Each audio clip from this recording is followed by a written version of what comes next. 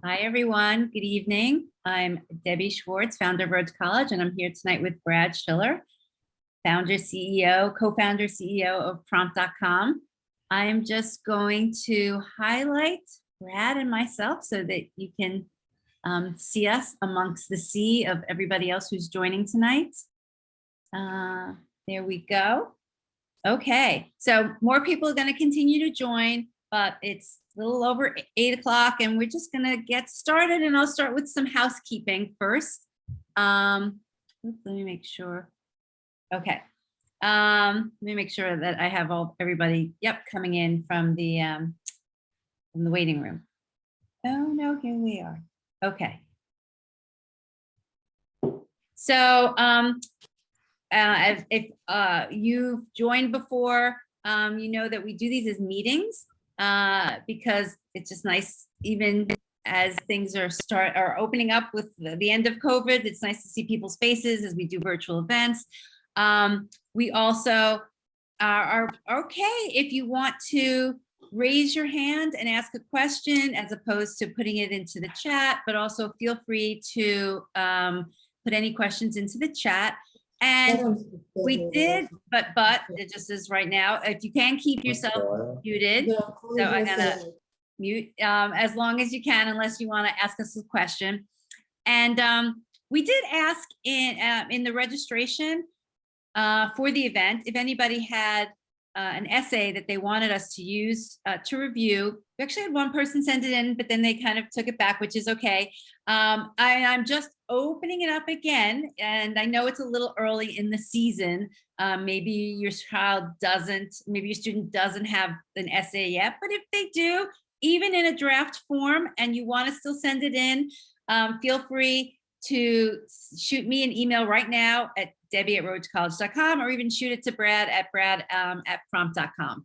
And it's just always a little bit more fun to kind of use a real, everything that we show is real, but but to show, just from one that's actually somebody's here tonight with, other than just like another essay that we would have selected. That's all. Yeah. Right. So just putting it out there one last time, if you want to send that, we can still use it tonight. And we did collect, a lot of people put in topics that their student is thinking about, writing about, and we're going to talk about those topics as well. So just want you to know that whatever you share with us is not going to waste. We're going to use the information. And the last thing I always love if you guys can put into the chat. I'm assuming most of the people here are seniors. Has your student started the essay yet?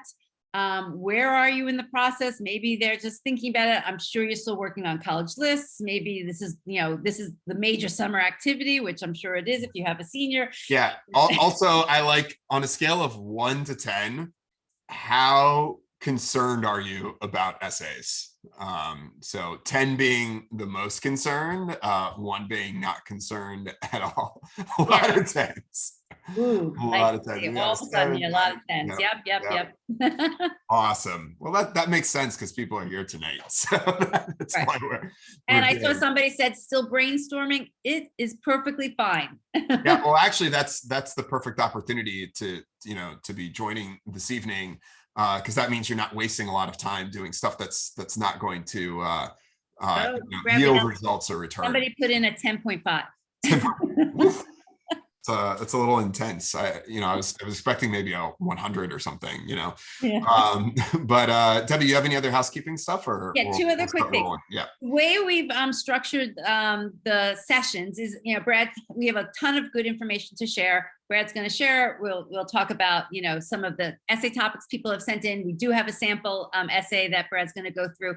And then at 9 o'clock, if there are families here with students that are really interested in applying to, honestly, the more selective, like even the uber selective schools, we're going to talk more specifically about, essays and how it relates to the students who are going after really selective colleges. So that's up to you. You can stay around and continue listening at 9, but if not, we'll have gone through the bulk of what, you'll need to know. Yeah, and you don't have to stick around if you don't want to. A lot of times we just take a lot of like very specific questions about like very highly selective institutions at that point, and a lot of the information we go over ahead of time is directly applicable to those institutions, but really all colleges that you'll be applying to.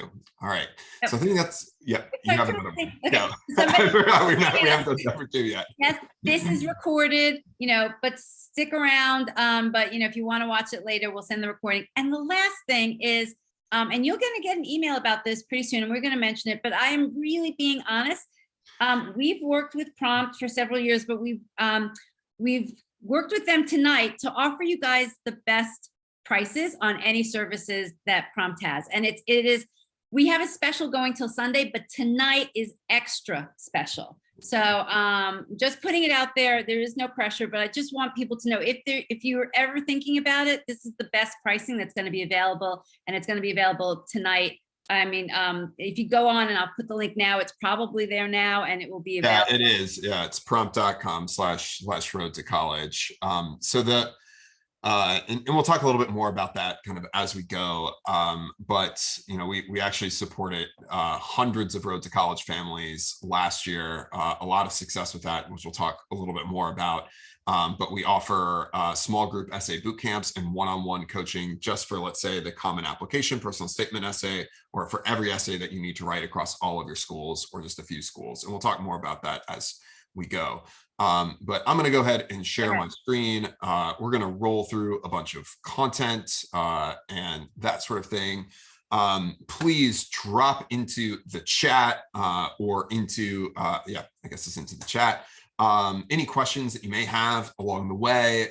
Debbie is always interrupting me with additional stuff that we should be covering that somehow I forget. So feel free to do that basically as we go. But in terms of what are we going to cover today, first, we're going to talk about how colleges evaluate applicants. The most important thing when you're writing anything is to consider your audience. Okay, so what do they actually care about, so we can figure out what we're going to write about. The second is what colleges are and aren't looking for in essays, the ideal timeline you're going to work on for your applications.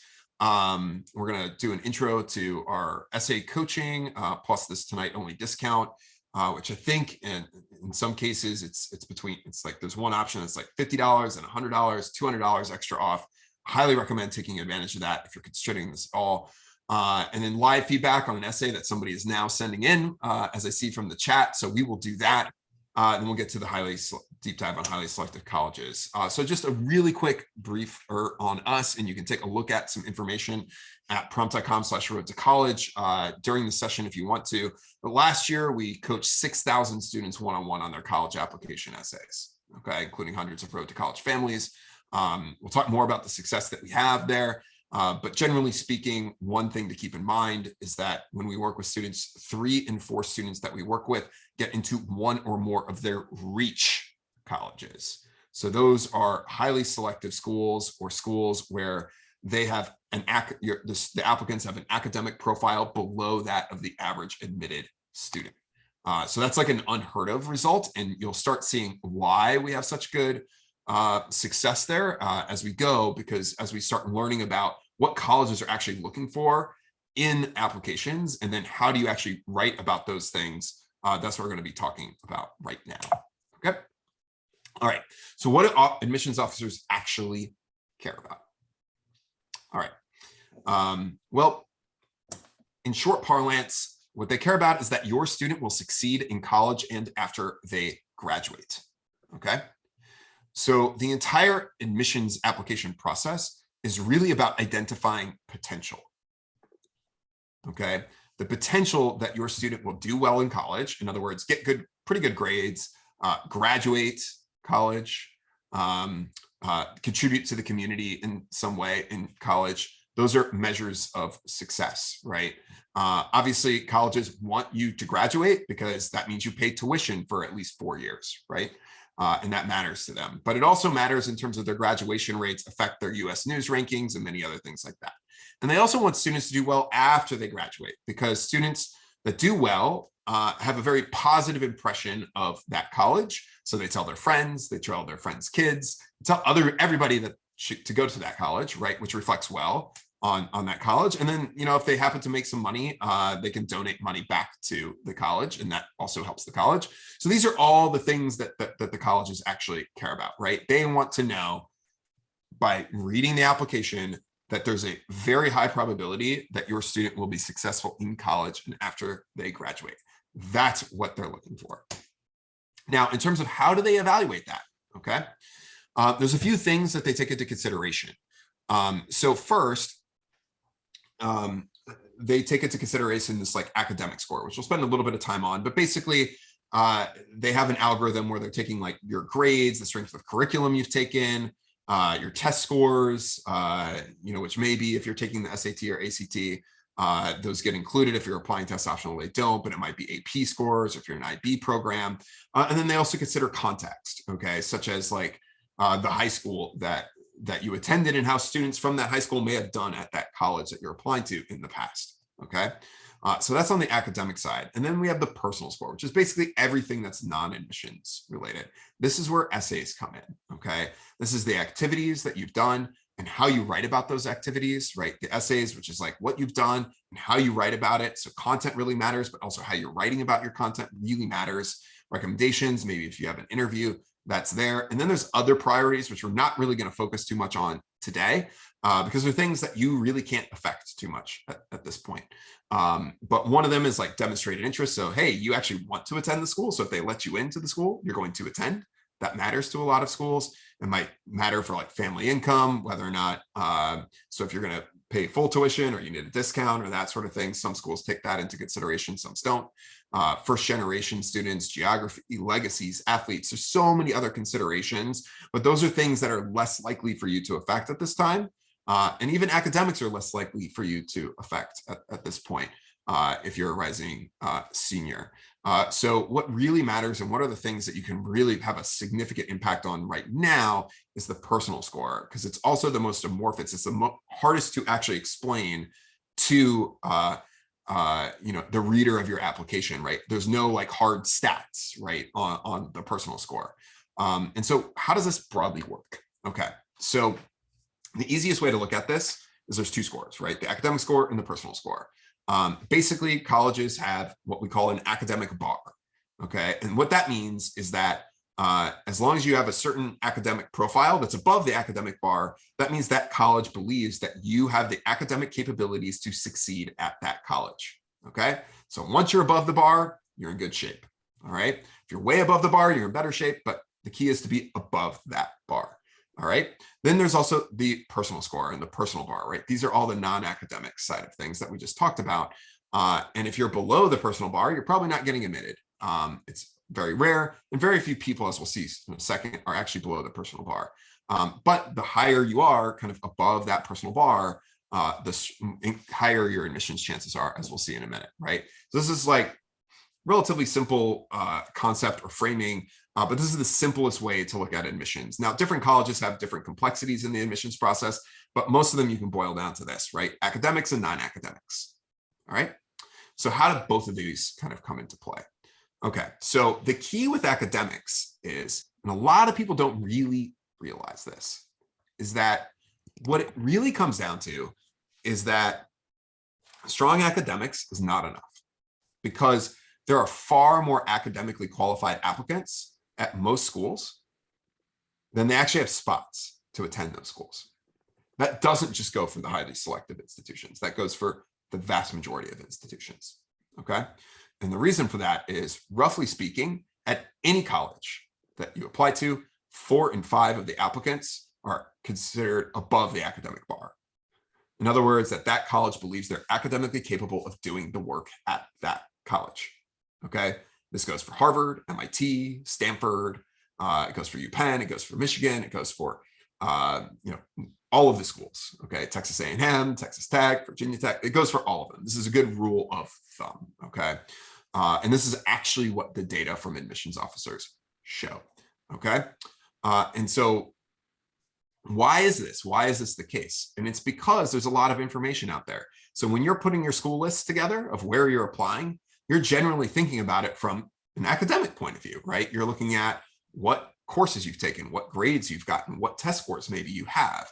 and you're saying, hey, my test scores are kind of in line with what other applicants that went in, got into X school, had, right? So you're kind of self-selecting where you're applying based off of those metrics, right? And that's why pretty much at every school, roughly speaking, 4 and 5 applicants are academically capable of doing the work.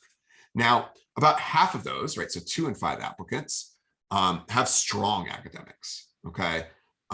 And pretty much most schools just bucket them all together, right? Because it's very hard to discern between, somebody that scores, let's say, I'm just going to use the SAT because it's something that a lot of people generally have a sense of. The difference between somebody getting like a 1500 on the exam and a 1510 is basically irrelevant, right? The same goes for, somebody that took, 10 AP exams and got like not, 5 5s, 4 4s and a 3, right? Versus somebody that got, 4 5s, 5 4s and a 3 or whatever, right? There's very little difference, okay? And so they can't tell, right? So they just bucket them all together, right? And so what the key is though, is like, guess what? That's still 2 and 5 applicants. That's 40% of all applicants. And when you look at the admission rates at a lot of these institutions, guess what? The admissions rates are not 40%, right? They are far below that in many cases, sometimes 4%, okay? And so this really matters. So how are you differentiating between the students that are strong academically or even sufficient academically? Because guess what? If you're sufficient, you can still do the work at the college, so they might accept you, all right? And by the way, where you see exceptional, the reason why you don't see much there is because almost nobody's exceptional, all right? That's what it comes down to. That's actually what the data shows. It's like far less than 1%. It's like 0.5% or something. All right, so what does this mean? That means essays, the non-academic side of your application really matters at a lot of schools, okay? And basically what this is that means it's like very critical to this. And why is this? Is that even amongst students, you're also selecting where you're applying based off of, hey, I have a lot of activities. Oh, other students that are applying to this college also have a lot of activities. So in a pool of really highly qualified, highly motivated applicants, only 1 in 5 applicants actually set themselves apart as being strong.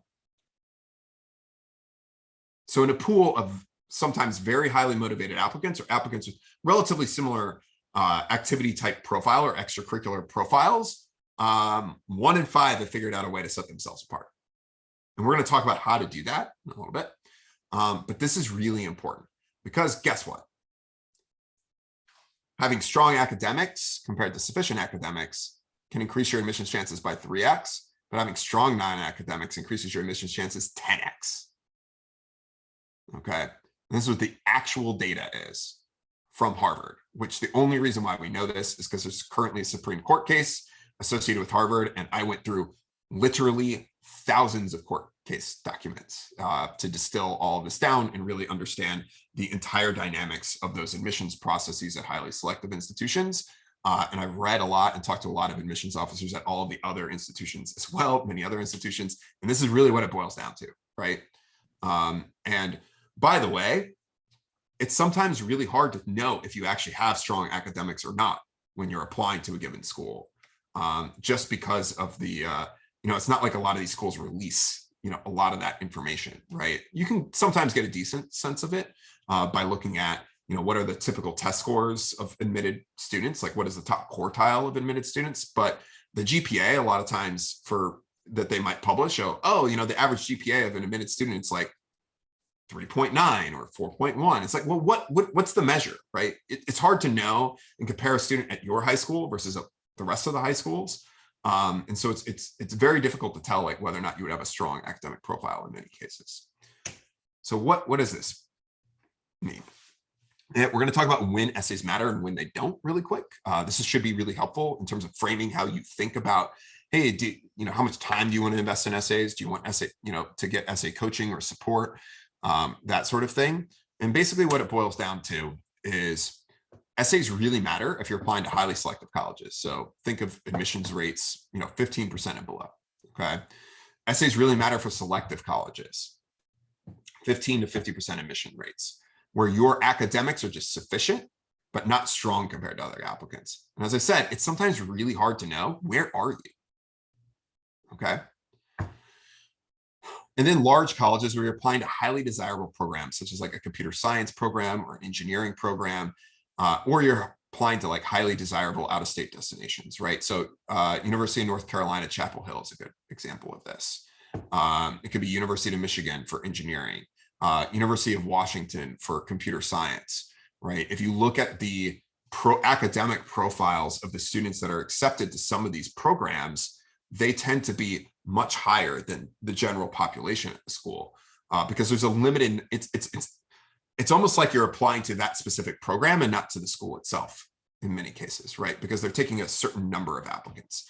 Even at schools that somewhat don't have a specific major you apply to, such as like an Ivy League institution, at Harvard, for example, and I'm only using this once again as an example just because they had to release their data. If you're applying to be a teacher, you have actually a 12% admit rate. If you're applying to be a and your future goal is to be in medicine, you have like a 4% admit rate. It's like literally a 3x difference. Okay. And there's reasons for that, which is, you know, what makes this college successful, right? And what they're looking for in terms of people with varying backgrounds or varying interests, which we'll get into more. But that does really matter. So the different types of programs. Essays matter less for if you're applying for a selective college, so let's say 15 to 50% admit rate, where academics are strong compared to other applicants. So if you're applying to like Georgia Tech and you have really strong academics, a lot of times they just do not care about the essays because they just accept a lot more students than many other schools that have a similar number of applicants, right? Or large colleges where you're applying in-state or applying to less competitive programs, right? So if you're applying to, you know, a psychology program, for example, at your local state college, that may have, you know, essays may matter a little less for that program compared to just going straight off the academics. Okay. All right. So before we get into the specifics of what to write about in your essays, we're going to talk about how many essays you're going to write. Because this is, if you haven't had a student that's applied to college recently, it's a little bit of a shocker sometimes. Okay. So if you're applying to less selective colleges, and this is just general rule of thumb, is 50+% admit rates. You might need to write one essay. The common application essay is the most common, or you might not write any essays. You're going to write an activities list. You're going to write additional information section. You're not going to write what we call these supplements, or these extra special essays that certain schools have that they want you to write. Okay. It doesn't mean that they don't have them. Like Virginia Tech, for example, is a fantastic institution, but it also has like a 70% admit rate. But they have 2 supplemental essays to write, 2 extra essays to write. Then selective colleges, a lot of students that are applying to those under 50% admit rates might be writing 5 to 20 total essays across what they have to do. Okay. Because a lot of schools have extra essays that you're like, hey, I want you to write, you know, about like why you want to apply to this school is a very common one. Okay. And those are extra, what we call supplemental essays, or it might be for an honors program at that school. It might have extra essays that you need to write. Okay. That's very common. And then for highly selective essays, a lot of students that we work with are writing 40, sometimes 50 or 60 essays. Okay. Now, a lot of those essays have overlap. So in other words, the content, you can take one essay and you can modify it for another essay for a school, but it's usually not directly transferable, right? So usually it's not like I can literally copy and paste the exact same thing over a lot of times, okay? Some schools have 8 essays. Like Stanford has a bunch of like 50-word essays, and then they have some longer ones too, right? So just a lot of writing, a lot of essays that a lot of students have to do. And as we'll talk about later, that's a lot of work for students, but working with a coach can enable you to work a lot smarter and a lot more efficiently and have better outcomes. Okay. Hey, Brad. Yeah, go ahead. There was a question just because like relative to the number of essays gonna write. Somebody would actually a little early on was asking, is there a difference between the personal essay and the why us essay? Yes, I mean it's a big difference in terms of like the content that you're writing. And the why us essay, a lot of schools have them. And it has to be unique and different for each school, right? Because why are you applying to that specific school? That's what adds up to all of these. Yeah, that's what adds up to a lot of these different ones. You know, and they're all asking for sometimes slightly different things, right? So the personal statement the most common version of that's the common application essay, right? And so you usually use that across a lot of different institutions or a lot of different schools that you're applying to. But it's these extra essays, which, by the way, matter just as much as the. Well, that's what I wanted you to emphasize, is that, like, it's the same. Yeah. It's sometimes as students, they put more emphasis or a lot of work, which they should, into the Common App essay. And they're like, oh, the supplemental essays, it's 250 words, it's not as important. But it actually, those sometimes end up being more important than even the Common App essay. Yeah, a lot of times they are, right. You're kind of, I was joking, it's like, look, it's not like you write a great Common App essay and they're not like, this gets a 10 out of 10, right? Or 100 out of 100, on the score. And then they look at your other essay and they're like, oh, that other essay is only worth 10 points. Oh, that one's not so good, 5 out of 10, right? And it's not like they add up all those scores and like, oh, well, the personal statement essay was so good, we're just gonna, let you in. Like, that's not really how it works, right? It's kind of like looking at the application in totality and how all these different pieces fit together. And so what we find is one of the most frequent things that occurs is actually 90+% of applicants submit their applications within 48 hours of the deadline. Okay. And why are they doing that? A lot of times it's because they're not done with these extra essays yet. And we find that students tend to perseverate, which means they just kind of keep thinking about, working on that sort of thing. Just the common application essay, they procrastinate on it. Comes around to October, they're still kind of working on that, finishing it up. They haven't even thought about the supplemental. They don't even realize how many. They may not have even looked at how many they have to write. And now we're talking about days before the application, and you're running to us and you're like, hey, can we get some help? Which we try to help people. But like that last week before the November 1st early action, early decision deadlines is crazy. And you don't want to be that family, right? You don't want to be stressing about that. You want to just get most of these essays done. Most of the students we work with are done with their essays for their top 3 choice schools by the time their senior year starts. Okay. And then they like make some modifications to it if they need to, if they've had more experiences that they want to add to their applications, but it's way less stressful. That's kind of the goal. Don't be the procrastinators, right? Don't just be kind of thinking about the essay, not confident in what you're writing about and that sort of thing. So what are colleges actually looking for in essays, right? We just talked about the entire purpose is to prove that your student will succeed in college and after they graduate. So how do you do that? And what's interesting is that most of the time, your student is probably being told, and you may be being told this as well, that essays are about telling your story. And guess what? All of our friendly neighborhood admissions officers are really good at propagating this myth, because they also tell you that, hey, we just want to get to know you. Oh, we just want you to hear your story, etc. But guess what? That's totally incomplete information. It just is. Because guess what? Essays are about telling your story that actually proves you'll be successful in college and beyond. Okay. This is what you really want to do. This is what you really want to focus on. Because what ends up happening is a lot of students are here, oh, I want to tell my story. Then they read an example of an essay that is about somebody's family culture. And they're like, hey, maybe I should write about my family culture and like the smells of the food in our kitchen, right? And guess what? They write that essay, but that actually is not meaningful to them. That doesn't prove they're going to be successful in college and beyond at all.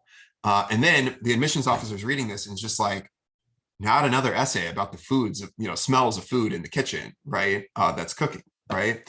And you'd be surprised the number of essays that I read that are literally that exact essay.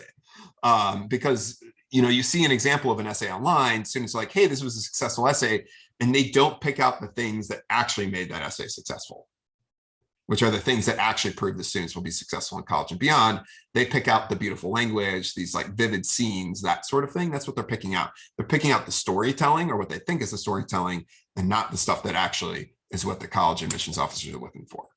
And so this is what admissions officers are actually looking for. So I saw some people with like the little cameras and taking pictures. This is an important one to do. This is probably the single most important slide in this entire presentation, right? These are the 5 traits that colleges are looking for in applicants. These are the 5 traits that prove that you'll be successful in college and beyond.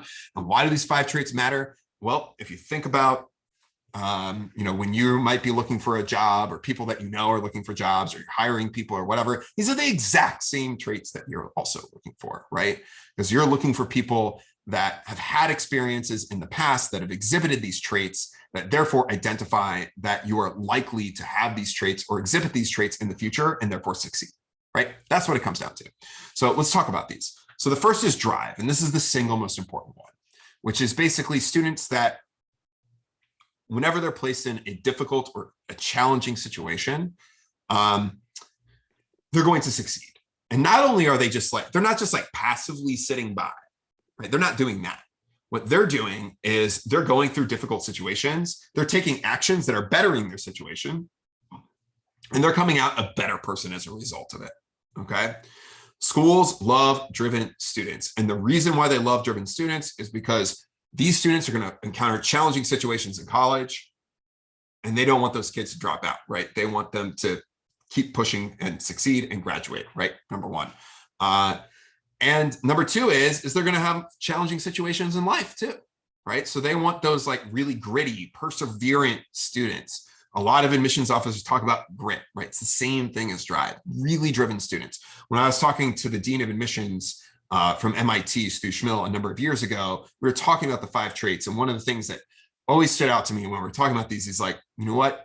In a pool of exceptionally driven applicants that I have, exceptionally driven applicants, what I'm looking for is the student that is unusually driven, right? So it's even more driven than the most driven, right? And the only way to identify that is through the student's writing.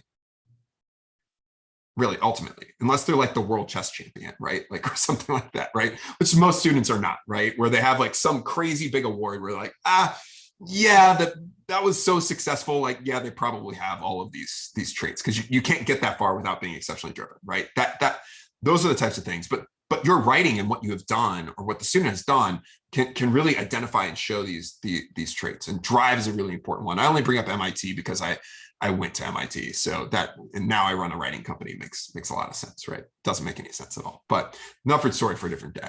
Second is intellectual curiosity. So these are students that love learning just for the fun of it in their free time to gain a deeper understanding of subjects or topics in which they're interested in, okay? A lot of students are really intellectually curious, and they have no idea that they should be writing about this on their applications, okay?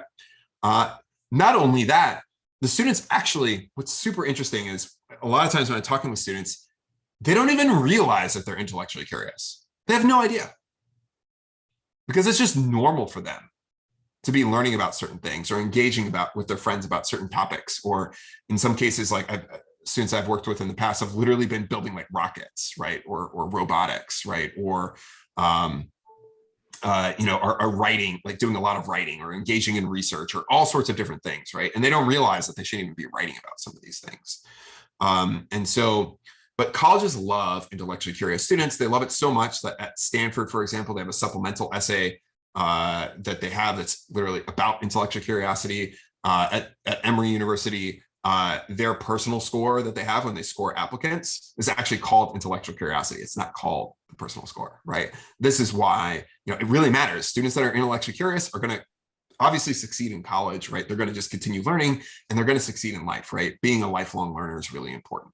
Third is students that take the initiative. These are very entrepreneurial students, not willing to accept the status quo. And basically, no matter what part of an organization they're in or what group of people they're a part of, anytime they're kind of looking out and seeking out, like, here's ways that I can make what I'm a part of better.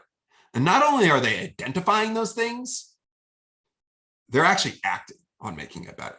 Okay, so these are like the leaders. Whether or not you have a formal leadership role is irrelevant. It's the people that actually get stuff done, okay, and make things better. Why do colleges love these people? Because guess what? They're the ones that come into the campus community, and they make the community better as a result of their being there. And they make that community better, that after they leave, right, what they leave behind has made the school and community better, right? They love that. Fourth is contribution. So these are students that no matter what group of people they're a part of, that group is better as a result of their being there. A lot of times I think of these as like the super connectors, right? The people that are like the connective tissue across large groups of people. Colleges love these people because they're the connective tissue of the campus, right? Colleges know that their product of what they're selling, of why students are coming there, has only a little bit to do with the actual education that the students get, right? A lot of it's the community that they're a part of, the lifelong connections that they're building with other friends and alumni that they're going to have at that school. And that's what they're paying for. So that's why a lot of schools want to make sure there's enough of these connectors, these connective tissue, so that adds a ton of value to everybody at the campus. And the fifth is diversity of experiences, right? So different students have different ways of thinking about the world based off of different experiences that they may have that can add unique perspectives to the student body, and they can share with each other. Not only is that, usually the experiences that you may have had in your past may have an effect on what you want to do in the future. And most colleges, they don't want every single student, even Princeton doesn't want every single student going into like Wall Street, right? They want their students to go do a lot of different things because they want to have their footprint in every, in a lot of different, industries. They want their footprint sometimes in, a lot of different geographies, right? They want to have an impact on the world, right? So they want students that have a lot of these different unique experiences, different things that they want to go do in the future, et cetera. And that also really matters to them, okay? And so within your essays, you want to make sure that you're hitting on not necessarily all of these 5 traits. You want to hit on at least 2 or 3 of your strengths, okay? And a lot of times students will exhibit all of these traits at different points in their essays, but they will focus more on their strengths. And sometimes within essays, like let's say, that MIT example I was giving, they're looking for unusually driven students. So you don't want just like one example of drive sometimes. You want to be like, hey, in this situation, I was really driven. In this other situation, I was really driven. In this other situation, I was also really driven. Basically, no matter what you put me in, I'm just going to be like the most driven person there, okay? And that's like a way to approach an application where you're kind of just hitting your admissions officer kind of over the head with like, I'm driven. See, I'm really, really driven. Yep, I'm really driven. I also am a little bit intellectually curious, and I'm also taking the initiative a little bit, but my brand is like, I'm the super driven person, right? Or I'm the super intellectually curious person, or literally I just make everything better around me, right? Those are the types of things that you want to have, come across, okay? Do you have questions on this stuff or things that have come up? We're going to take a look at some topics that everybody has sent in just a minute. And actually kind of look at those, like how do you write those topics associated with these 5 traits? But we'll take a look at that in a minute. But Debbie, anything that's come in? Actually, I answered this, but a few people have said, when should I start? Oh, we'll get to that. Okay. The answer is now, but we'll get to that.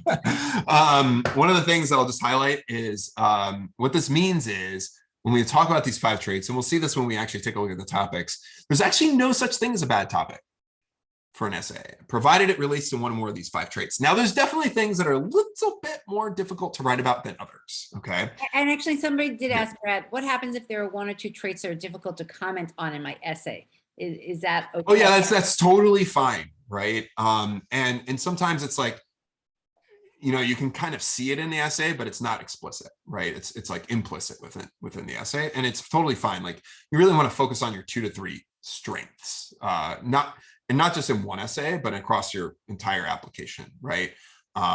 Is what you want to do. But as I say, no such thing as a bad topic, right? So there's some things that are harder to write about. That tends to be athletics, that tends to be like band, music, theater, basically non-academic oriented things, okay? But those are also a lot of times great opportunities to be showing initiative and drive, and sometimes intellectual curiosity in terms of building your own skills and learning how to build your skills that can be really compelling. The essay that's like, hey, I was really tired in the game, so I dug down deep and scored the game-winning goal. That's not an interesting essay. That shows none of the 5 traits. But an essay that's about athletics where it's like, hey, I wasn't a very good player my freshman year. Like I rode the bench, right? But by senior year, I was, my junior year, I was like a starter on the team, right? And we happened to win the championship, but here's how I got there, right?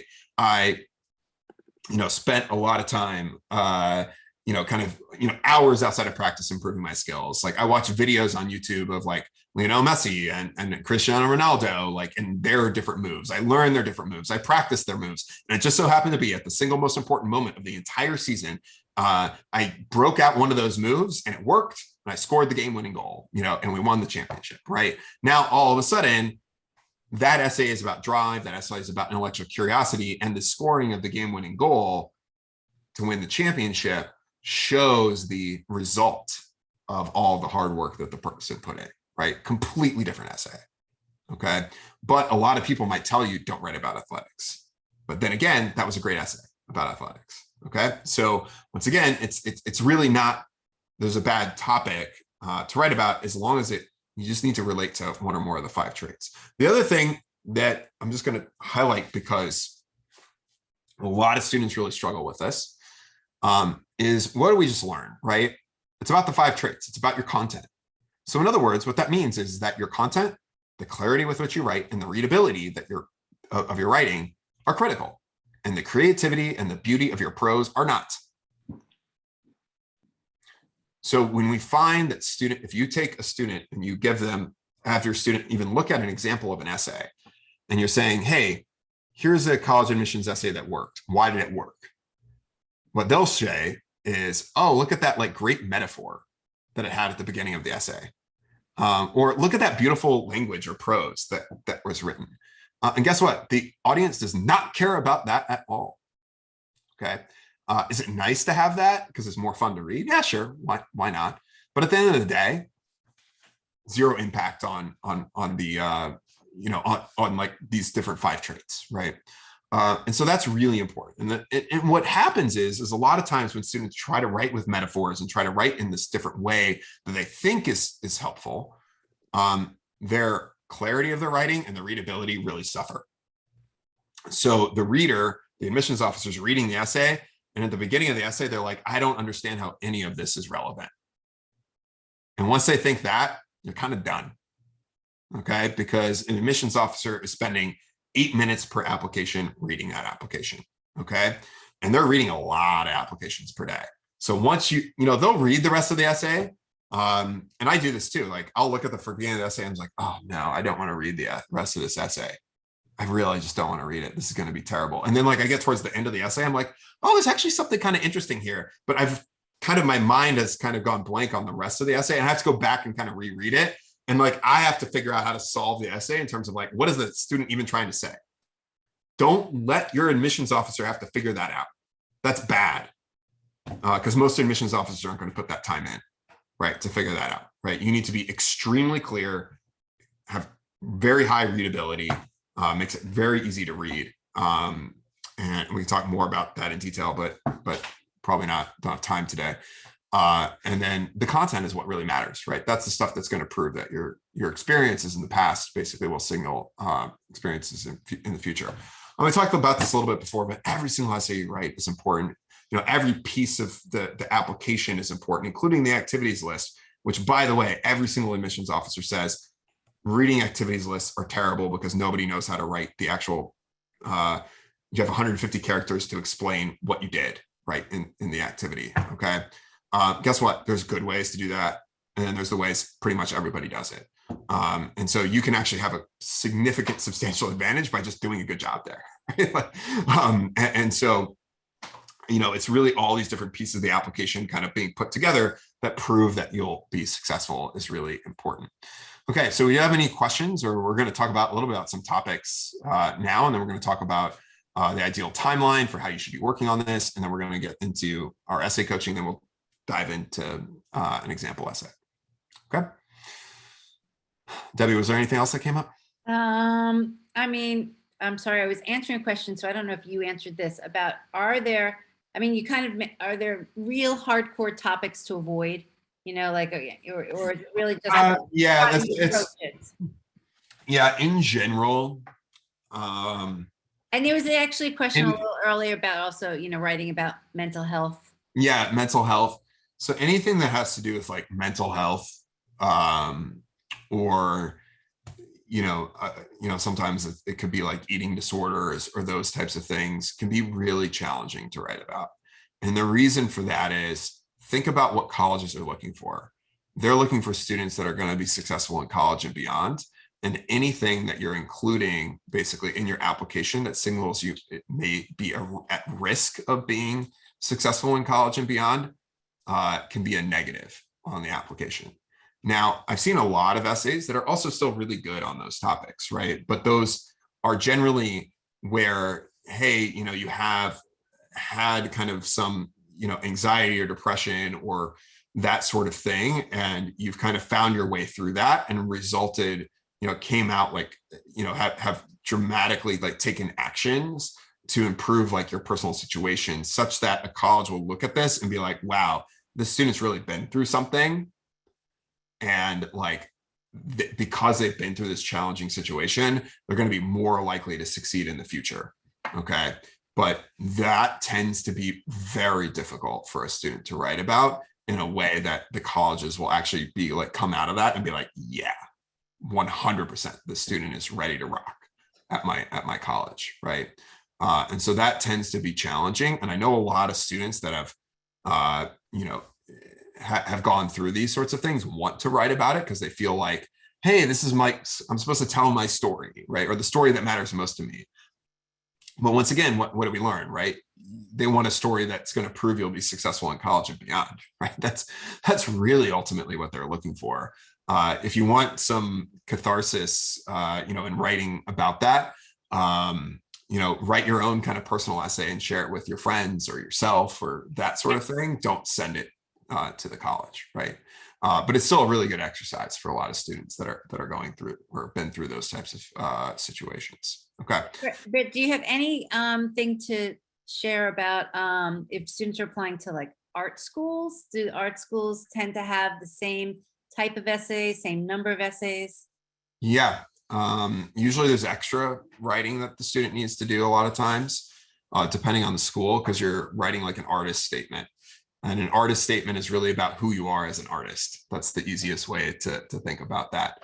And we work with a lot of students that are applying to, all sorts of different kind of like very creative programs that they're submitting what are called like portfolios, where they have to do like an artist statement, whether or not that's, all sorts of different types of art, right? Even like videography and, all sorts of different stuff like that. But there's definitely writing there, and different schools care about different things, so they might give more weight to like the artist statement than to other components of the essay of the application. But it just depends on the institution to where you're applying. Yeah. And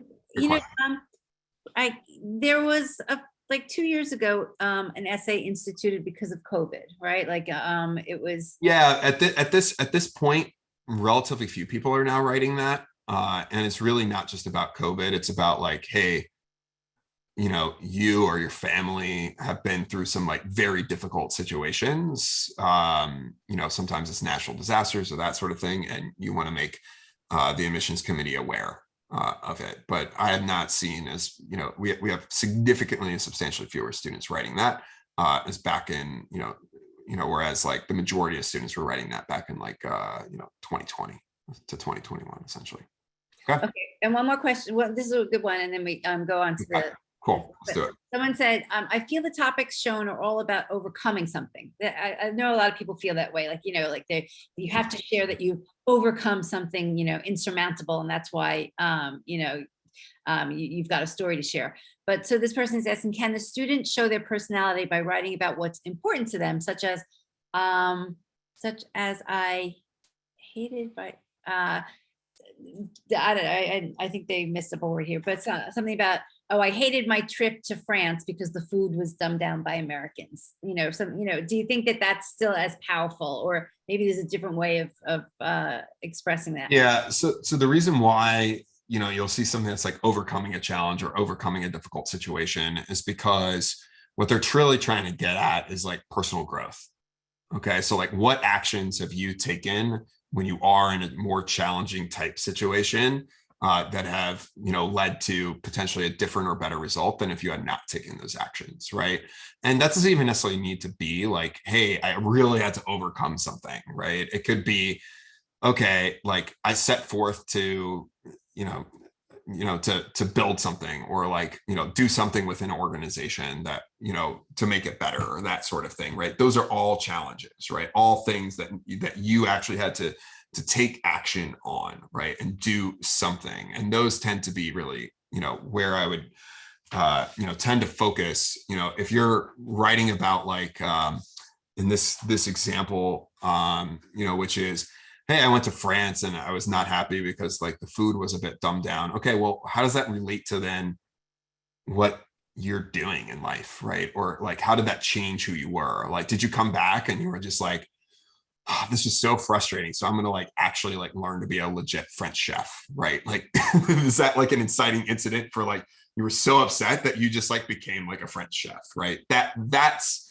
now that's showing drive, intellectual curiosity, some initiative, right? So different components of this, right? Versus just saying, as a general like philosophical commentary on like the world, right? And to some degree, it's like, who's to say that it was Americanized or not, right? Or maybe the places you're eating, right? Like, so it's like, that's the sort of thing is like, it starts becoming a lot harder to relate to those 5 different traits. It's, in that example, right? And so let me just kind of talk through a couple of these, here. So, figure skating, and shows me probably to be who I am, right? So once again, it's like anytime that you're dealing with athletics or sport, like what I like to do is focus on like, where have you gotten to, right? And where did you start, right? What is the drive, the extra effort, the extra something that you really put in, right? Or in a team type situation, like how did you make your teammates better? Like how did you contribute or lead, in those examples? I see a lot of situations where somebody, is writing about, band is really important to me, or figure skating or sports is really important to me. And they're just like writing about like the teamwork and the camaraderie or how they feel out on the ice. Like that, guess what? How you feel on the ice is not proving whether or not you're going to be successful in college and beyond. It's nice, probably makes for an enjoyable piece to read, but it's not, tying to those successful traits, or it's much more difficult to do that, right? More medical type situations, right? So, ADD, Tourette syndrome, we have overcoming scoliosis, we have a medical diagnosis and overcoming it, right? These are very common essay topics. That doesn't mean you shouldn't write about them, right? Just because it's common, right? Because everybody has a different story, a different way that they approach it, and the different learnings that they took along the way. But really the key is that you're working hard to compensate for something, right? Or to overcome something. And like, what were walk me through like the situation that you were in. Like, how bad was it? Like, how difficult was this? Like, where you started to where you got now, and what were the very specific steps that you took along the way? How did your mindset change in many cases? How you viewed the world, like how you viewed yourself, right? What actions did you take, or what did you do otherwise that you may not have done if you hadn't gone through this? And that tends to be really important, really impactful for the reader. Adoption and forming your own community, right? This could really be about like contribution, right? And kind of forming a community of other people that may have been adopted, or, foster children, or whatever is kind of the situation that you went through there, and right, kind of supporting other people, right? I could see a very compelling essay there, but just kind of writing about like, the adoption itself is not enough, right? The adoption can be an inciting incident for a future, story of personal growth, or like forming this community could be an inciting incident for like, hey, here's what we did with it, right? Here is the success that I had. We have another one, like a child helped create environmentally friendly menus, for local person, right? And she's like really into environmental science, right? So that can be like really compelling, like any sort of like extra initiative, like, hey, I took the initiative to do X, right? But what you really want to focus on, what is the impact of that? It's not just like, okay, I created this environmentally friendly menus. Well, talk to me about like, okay, great. Like, how many restaurants was that for? Like, how many people like dine or use those? What exactly about the menu? Like, what was the impact of those, right? How many trees did it save? Like, these are the sorts of things, or like, did it raise awareness to other people, and what was the impact of that maybe on your community? Did something else happen as a result of this? Like that, those are the types of things that we're looking for, right? Writing about playing the piano, right? Once again, writing about something these are like just writing about your love of music, or love of piano, or love of ice skating is not enough, right? It's more interesting. That's, okay, or the piano teacher is a valued mentor. That becomes like, hey, this essay is about the piano teacher, but like, did you write your own music, right? What did you do with the piano, right? Did you go play for other people? Did you start your own band? Did you, there's all sorts of kind of other situations, or maybe what you learned about the piano kind of was an inciting incident for you to go do something else, right? And you can tie it to that, right? And so I could see that as well. Achieving as a cisgender Black male dancer in a predominantly female, white, or gay male environments can be pretty interesting, but you have to talk about like, why was this so challenging? Like, what was the situation that you found yourself within? And, did that cause you to, struggle in some way, right? And then did that result in you taking different actions that you otherwise would have to lead to some sort of success or understanding about yourself or others, right? Or supporting others, in the community, or like, did it kind of transfer outside of dance, in some way?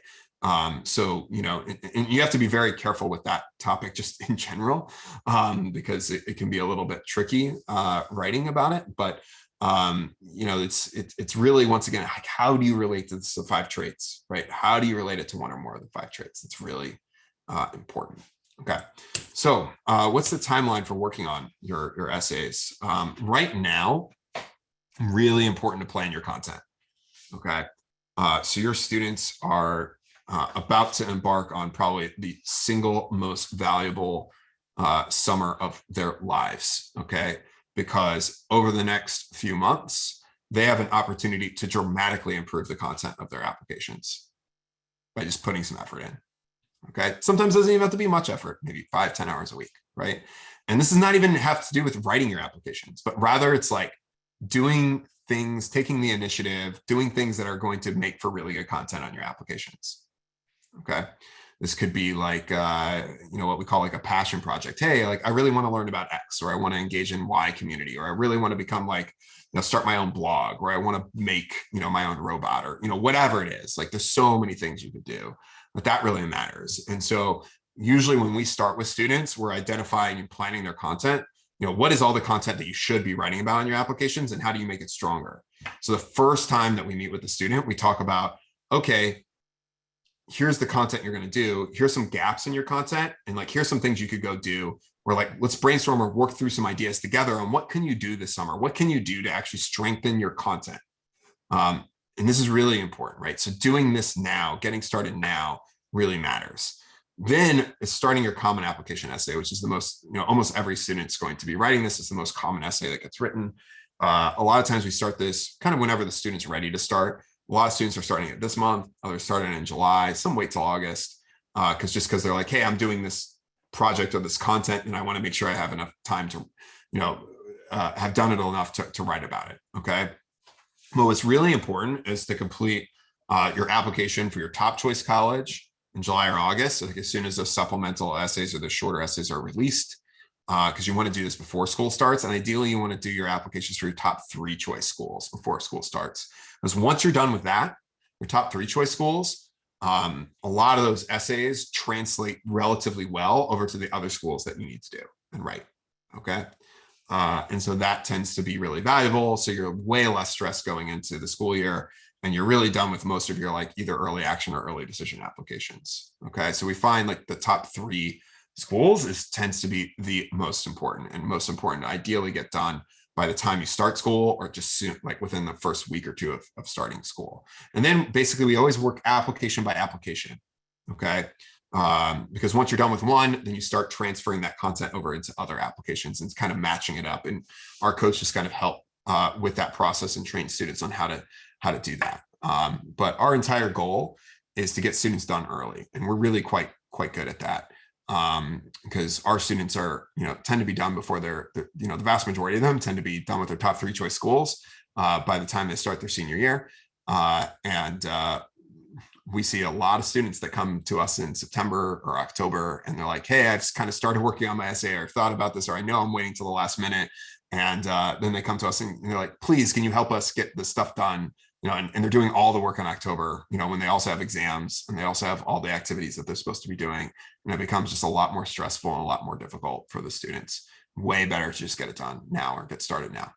All right. Can I also add the other benefit for starting early and having the essays, completed before the student starts school is the student can be applying to potentially some rolling admission schools as early as possible to get that under their belt.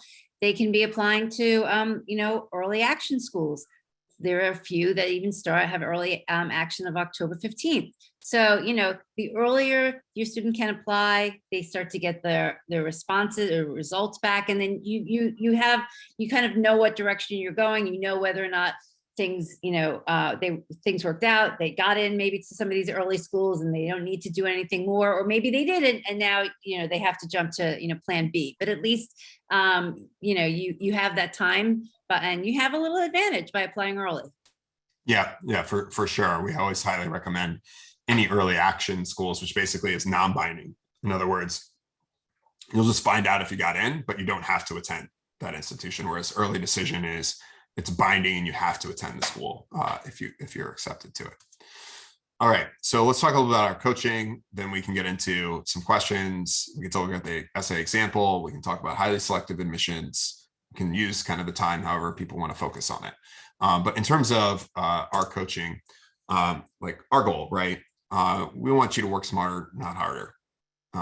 And basically our primary goal is to have applications you and your student are confident in, that admissions officers will really like.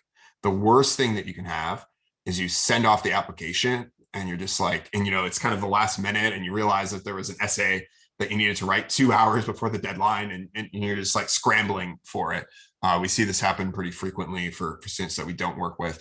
And they send that, you're relieved that you sent the application, you're off, but you're like, was it good enough?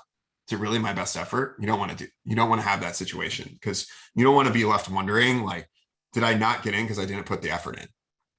Okay.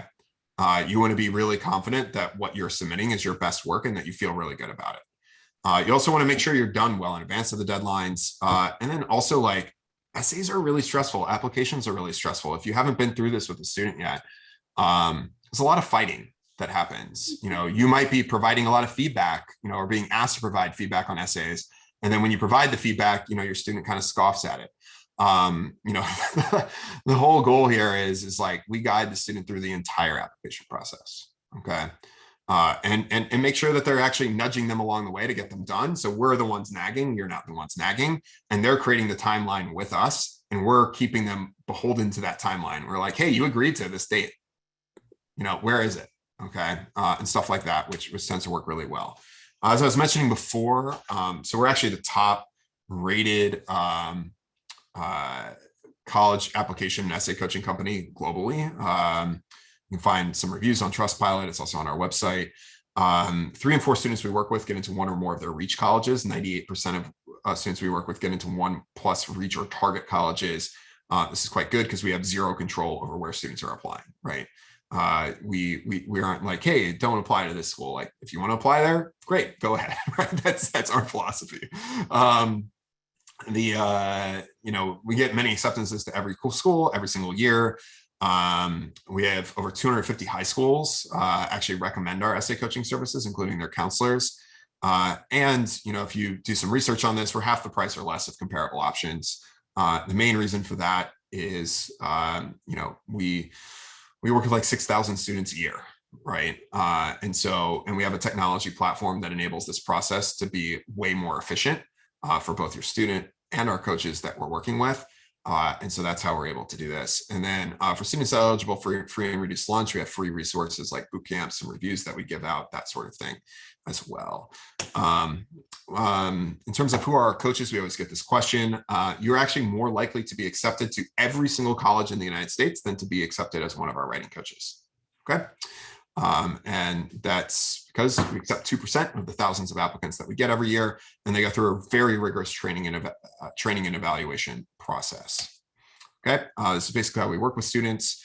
The most popular option is one-on-one. We have 2 people that you get assigned.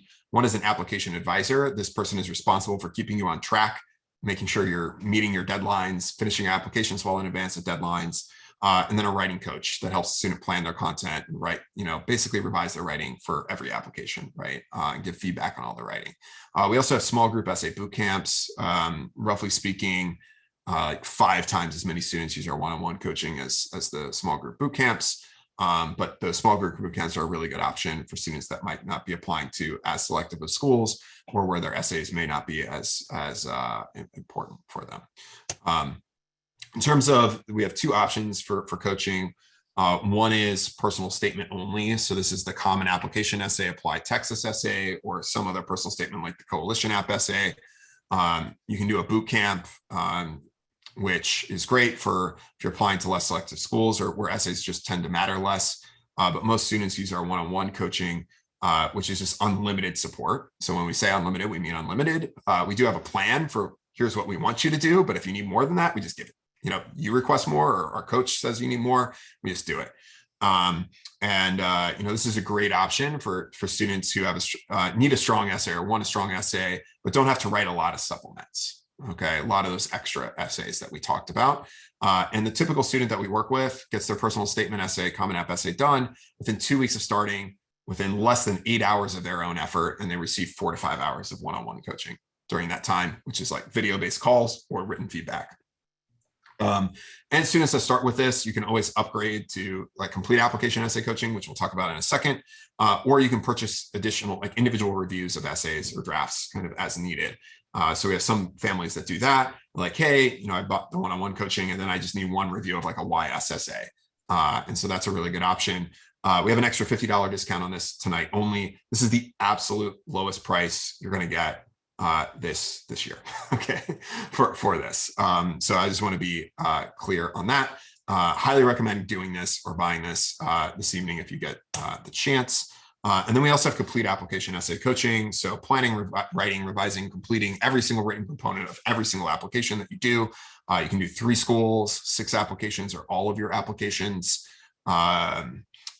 This does all of your personal statement essays, University of California personal insight questions, or separate essays, any of these school-specific supplements. There's other school-specific essays for like scholarships, honors programs, majors, portfolios, other essays, your activities list, your additional information. It's literally all the written components of the application. And you get unlimited support on that from start to finish. A lot of students, let's say you're using 3 schools, might use 15 to 20 hours of coaching. If you're doing it with all of your schools, you might get 40 or 50 plus hours of one-on-one coaching. And the students, a lot of times, are done in 20 to 50 hours of their own time. I know that looks like a lot, but we see a lot of students that literally spend 2 or 3 times that amount of time because they're constantly like updating or revising or trying to improve their essay on their own without kind of working, as I said, working smarter, and working with a coach through it. So we have an extra for 3 schools. I know this is the biggest discount of the year. The all schools, the biggest discount already happened. So with the 3 schools, highly recommend taking advantage of either of those, especially if you're considering doing this. Just do it this evening. Everything is satisfaction guaranteed. So you get a full refund if after your first coaching call, you're like, hey, this is not for me. Okay, with your writing coach. And why do we do that? Because that never happens, basically. So that's all. Happy to answer any questions about that. You can also just chat us at prompt.com/road to college. There's a chat button in the bottom right.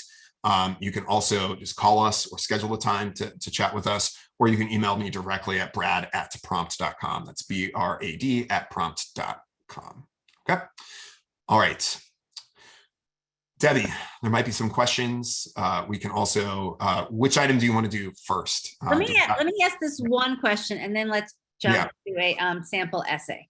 So there is a question, which I think is fair, that somebody said, can you explain a little bit more how you really are more efficient, working with students than them either A, working on their own, or B, maybe working with somebody else? Yeah, great question. Let me pull up, where's my, show you. So we have like an entire platform that we use with students. So I can pull that up. So this is the platform that we've developed. Helps that we're like MIT educated engineers. So you can come in here. And so when we work with students, you can, let's say you're going to write your Common App essay. We can add that. We can actually add every single school that we're applying to. And we have every single essay for every single school already in our system. Okay. So number one is we have a great tracking system. And you can see literally all the essays that you need to write for every single school. And we can set, okay, what is like, is this your like top choice of where you want to get into? Okay. We can also see any extra essays that you might want to write, such as if you're applying for like the Bachelor of Business Administration program. We can add those to your list. Okay. Then what we have is we have an entire essay curriculum that works alongside of you and your writing coach. So students come in here and they complete the application plan first before their first call with the writing coach. And this helps them identify and brainstorm a bunch of content. And then our writing coach like dives in deep on all that content basically with you of the experiences that you have brainstormed associated with that. And then what we do is we work with your student and we match that content that they're writing to I don't think I have any content right now, but I can add my own experience here and I can basically map that. So we basically are creating maps of like, here's all the content you're going to write about, and we map that to each of your applications, right? So automatically, like you could see, like we're working a lot smarter here, right? In terms of instead of, you know, what many people might do if you're working with like a typical other essay coach is you'll go to a meeting with them and you're probably going to go through 2 or 3 meetings with the coach before you get to the point where you're going to get to within the first meeting that you would do with us. Because we have them like completing a lot of work ahead of time with the meetings that we have. And then we're intelligently taking that content and matching it up to the different essays that they need to write. And then students actually start writing their essay within our system right here. So, and then they submit it for review. Additionally, our coaches are very heavily trained, just like in terms of how we provide feedback to students. And the way that we provide feedback enables them to make a lot of progress a lot faster on the content and structure of their writing, which we focus on first, and then we get to more of the sentence level improvements. Our system, and well as our coaches, also help students kind of match content that is similar or similar essays across the different schools that they're writing. Our system does that as well. And that's something else that kind of helps students along the way.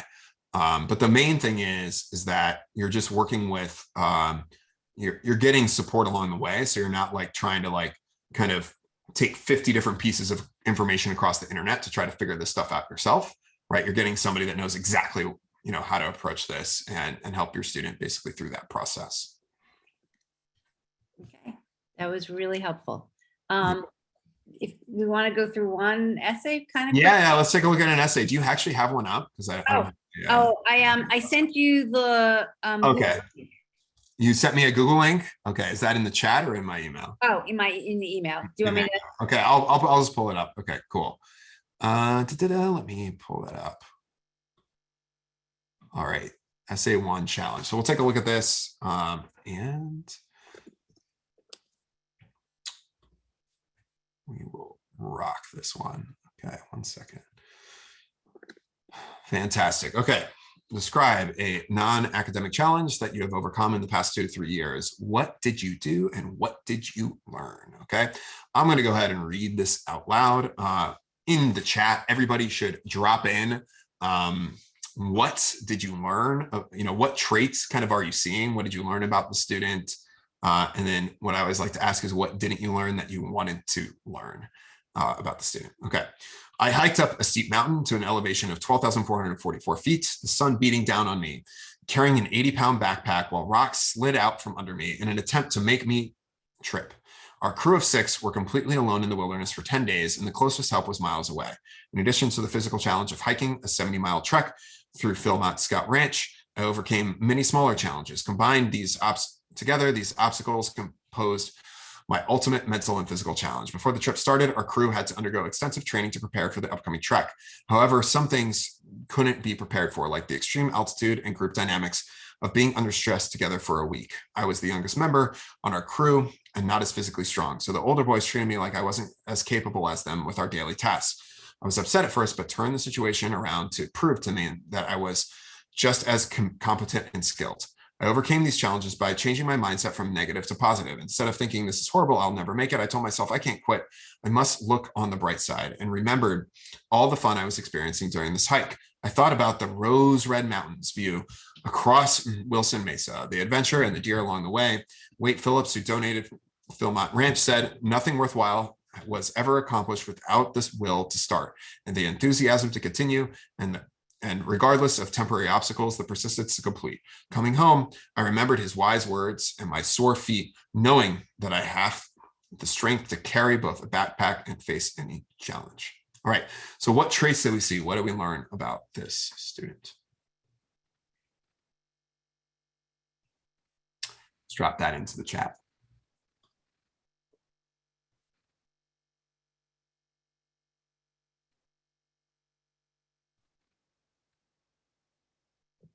Okay, so we have resilient, dedicated and hardworking, drive,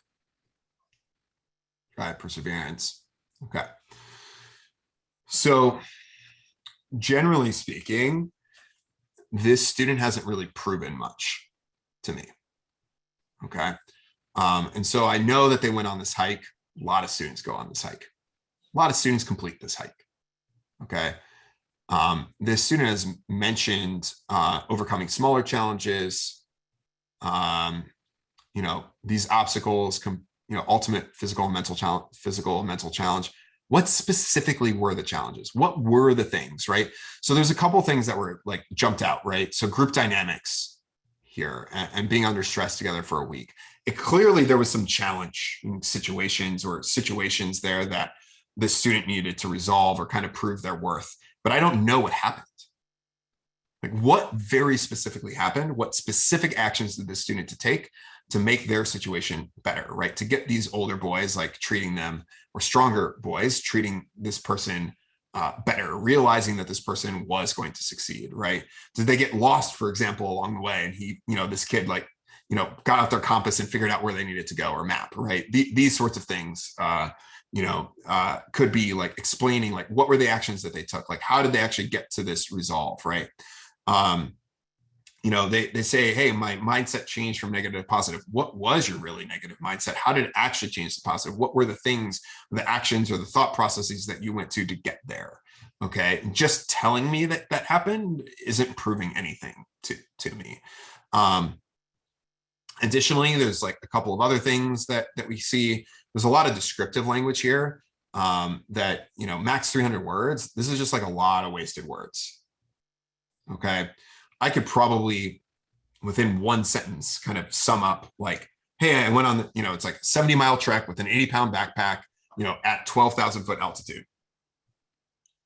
Done. Yeah, that's like the entire first paragraph.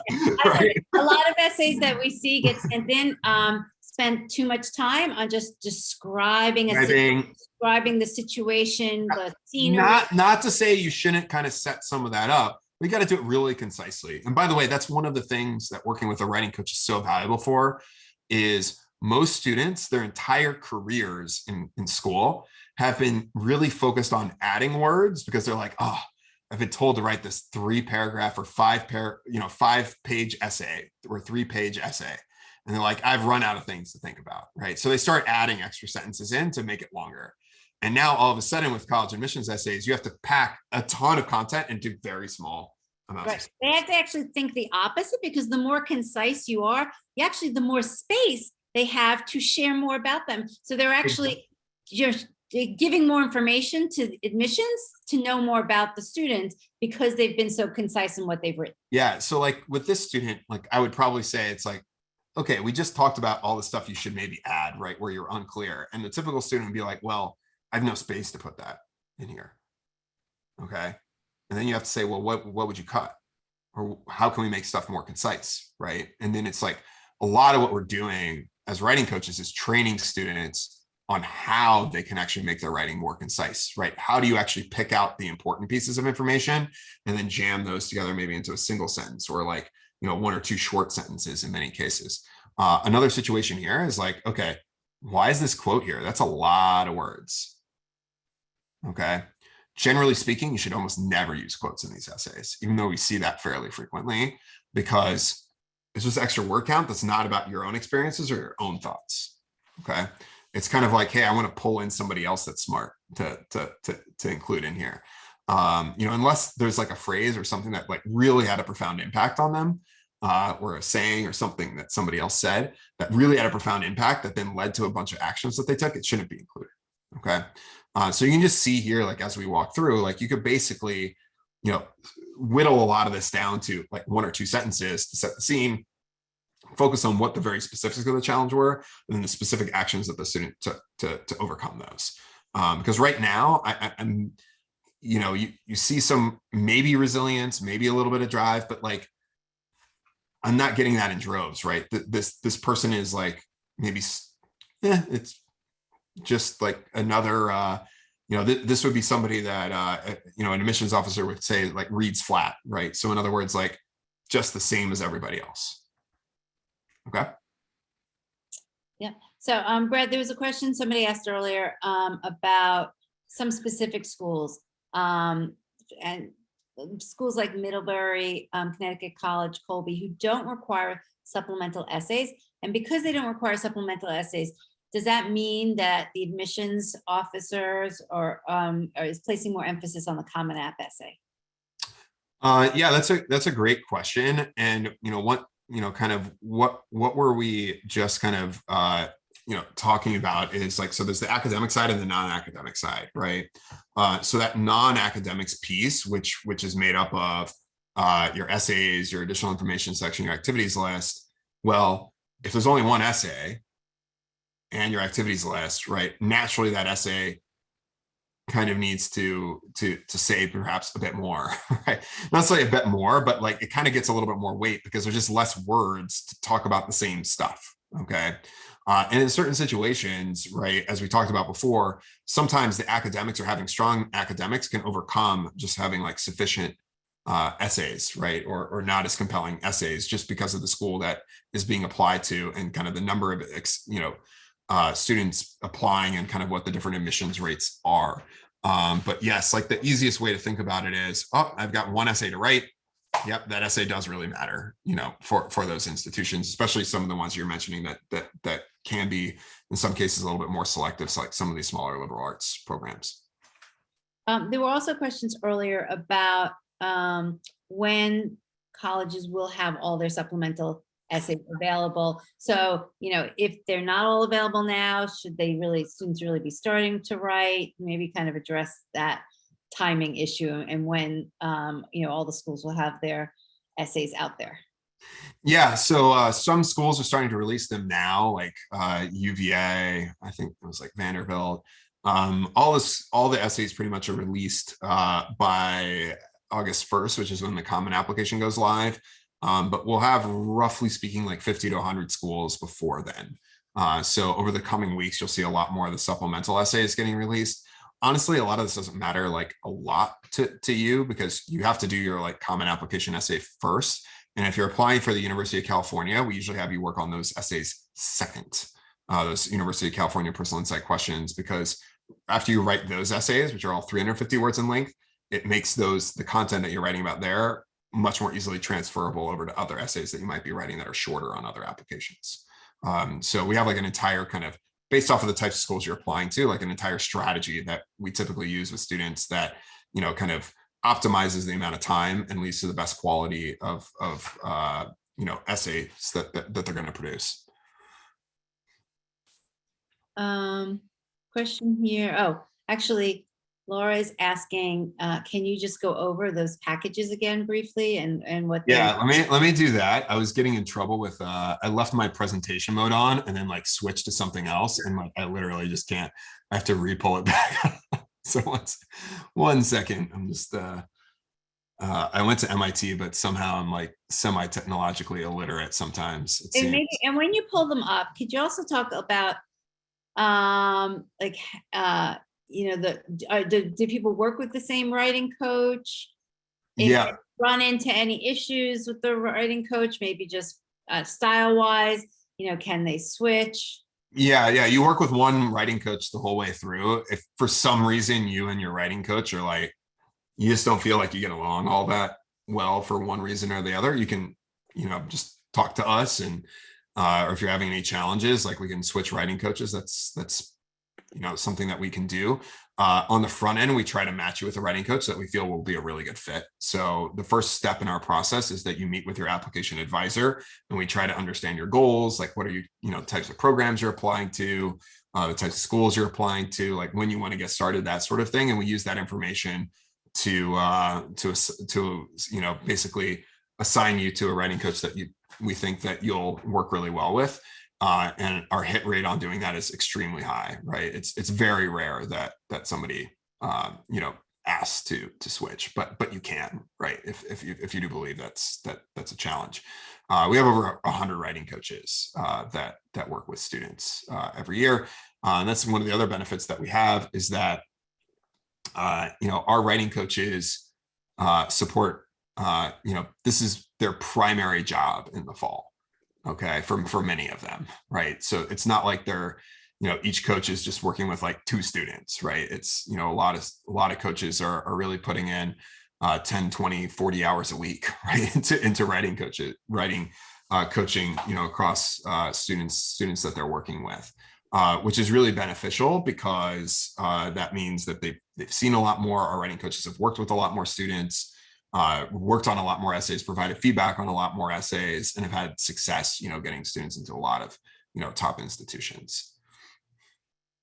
So just again, like to refer is like, we have kind of 2 options. You can just work on your personal statement essay with us, like the common application essay. This is a really good option.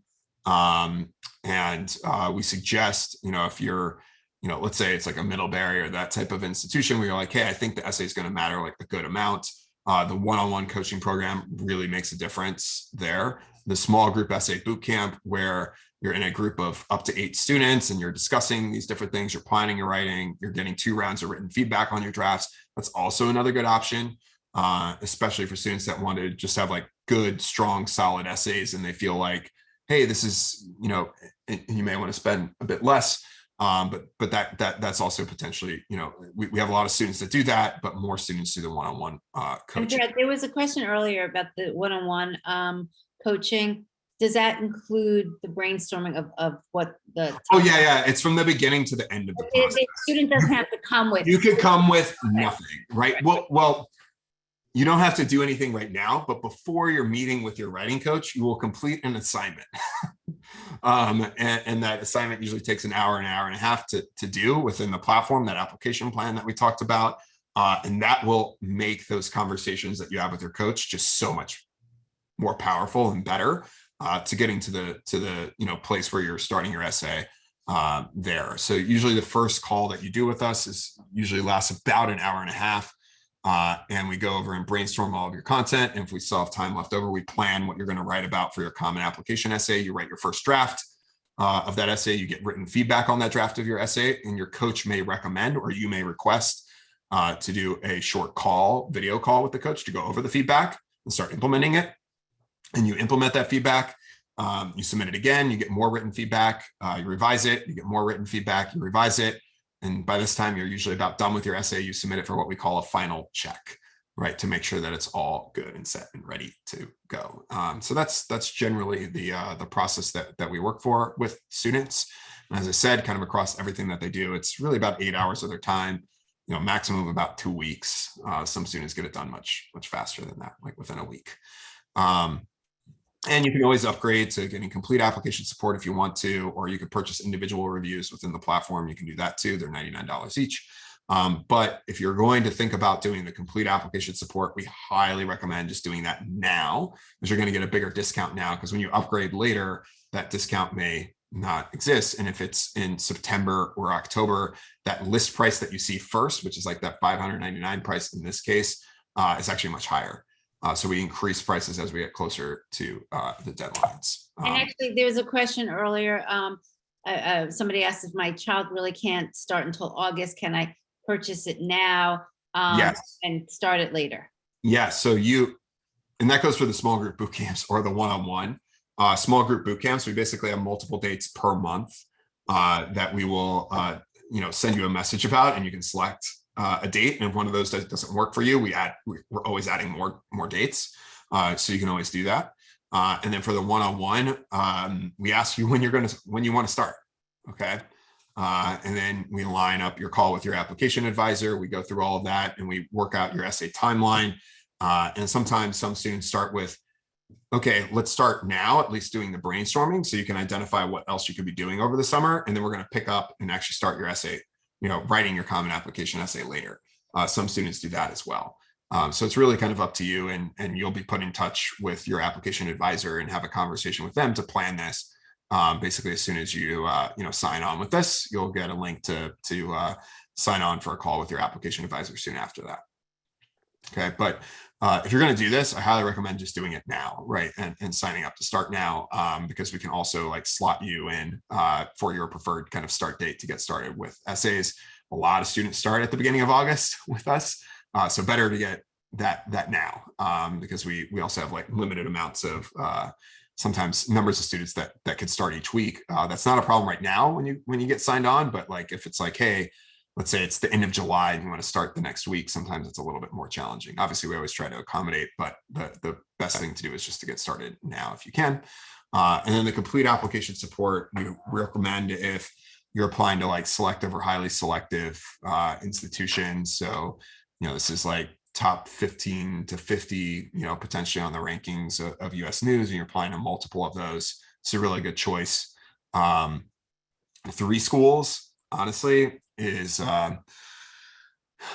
just like a really good deal, because a lot of students are able to get through their top choice applications, and then students might feel pretty confident with transferring or translating some of those essays that they've written for those top choice schools on their own to the other applications, or you can upgrade later. Now that might be a greater fee, but we have a lot of students that just are like, hey, I just want support on my top 3 choice schools. On the website, you'll also see, if you click and see kind of the different product options, you can even get 6 schools is also an option, which also has a discount and has a price kind of between the 2 options. All schools is, we recommend if you're applying to, let's say, a lot of times like the students that are doing that are applying to 5, schools within that are like the top 15 rankings a lot of times. So many Ivy League institutions or MIT or Stanford, a bunch of like University of Michigan, UNC Chapel Hill, like you start kind of adding a lot of those institutions on, and some of those students are applying to like 10 or 15 of those, right? So that's kind of where that would, kind of fall. But if you're only applying to like maybe one or 2 of those as kind of reaches, the 3 schools option may be really, really a good choice for you. Okay. Yeah, Hopefully that answers that. I think so. All right. We could dive in.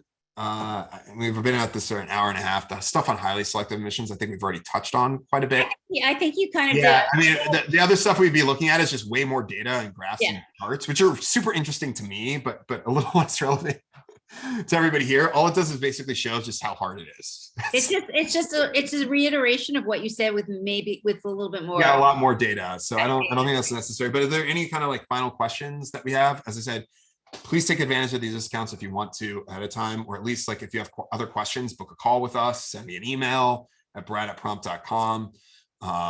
And let me just say, we actually had a session like this in May. So, a lot of families have already started, but this is like the sweet spot, June. I would really recommend, students get started for all the things we already mentioned, but you just, don't want to be in that stressful situation in August or September when you have the opportunity to start things now. My favorite part of this is you do this and then you're like, hey, I know essays and like application support, like it's covered, right? You still have to work on, sometimes like school selection, that sort of thing. But the real meat of this is, you're in good shape, and you'll have a lot of success with. Okay. And somebody just asked, how long is this discount in place? So truly, you see there's 2 crossouts that Brad has on these slides. So the price there is only available until tonight. I mean, a little fudge is that it depends when Brad's engineers wake up in the morning. It may be still around at 1 p.m. 1 a.m. 2 a.m. Yeah, it'll probably be around at like 2 a.m. It probably right. gets turned off around between 9 and 10 a.m. Eastern tomorrow morning. Right. But I'd highly recommend taking advantage of this evening if you're going to do it. That first crossed out price, that's the price it will revert to after that. And so there's still a discount through Sunday, but if you're going to do this, we highly recommend doing it tonight. As I said, it's fully guaranteed. So that means that, if you're not happy, after having your call, first call with your coach, you can get a full refund. And for some reason you're not happy, like later on in the process, which as I said, basically never happens, there may be opportunities for partial refunds, and we have a full refund policy that, you know, we can chat through or we can provide to you if you're interested in understanding that. You know, as I said, we work with thousands and thousands of students that have a lot of success with us, and it's very personalized, right? The key is that we're marrying like a really strong technology platform with really good writing coaches that are very rigorously trained in exactly how to do this, and we have a lot of quality control, and like we're following up and we're keeping you on track, right? So we have a separate person that is literally making sure everything gets done and done on time and done well, right? Which is your application advisor. So as I said, highly recommend doing this. I know Debbie's, I think it was your son that worked with us a couple of years ago. I know, time flies. Yeah, I'm surprised it's 2 years ago. I was like, maybe it's 2 years ago now. So to a lot of success. So all right. Very good. Any final questions that rolled in? Or we Nope, the only question was, do discounts end on Sunday? And they do end on Sunday. So. Yep. All good. And if for some reason you sent me a direct message and I did not respond, it's because I did not look at the chat the entire evening. And if you have a question, just email me at brad@prompt.com. All right. Great. Well, thank you all very much for your time this evening. And let me just say, it's almost like a magic act. The essay that I gave Brad, he truly had never read before. So I love that he can kind of like do it on the spot. Yeah, that's what I always do. I don't like seeing stuff ahead of time. So. Right. But all of our writing coaches are like that. Just all of them. It's you know, this is how we test people. So yeah, it's good. All right. Well, Okay. thank you, everybody. Have a good evening. All Okay. right, bye. Bye.